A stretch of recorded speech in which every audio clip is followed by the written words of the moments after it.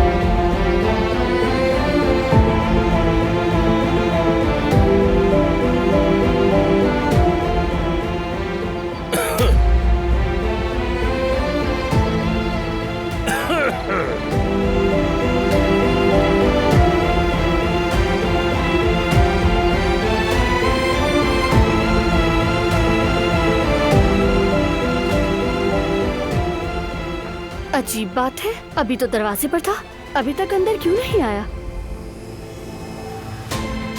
गुल मेरा इंतजार कर रही है। हम दोनों ने मार्केट जाना है जरा खरीदारी के लिए।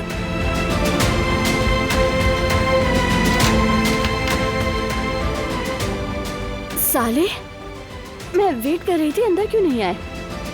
आ रहा था मैं।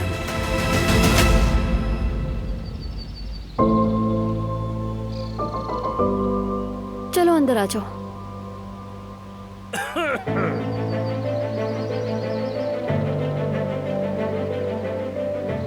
तुम इसे देखकर ऐसे क्यों खांस रहे हो? खांसी आ रही है, गला खराब है मेरा। तो पानी पी लो, ठंडा पानी फायदा देगा। मैं तो बस गर्म पानी पीता हूँ, आहिस्ता आहिस्ता घूंट लेकर। ठंडा अच्छा नहीं लगता। ख्याल रखना कहीं गले में ना फंस जाए। खैर छोड़ो ये सब, तुम यहीं रुको, मेरा बैग सामने रखा है, मैं बस उठा कर ले आती हूँ।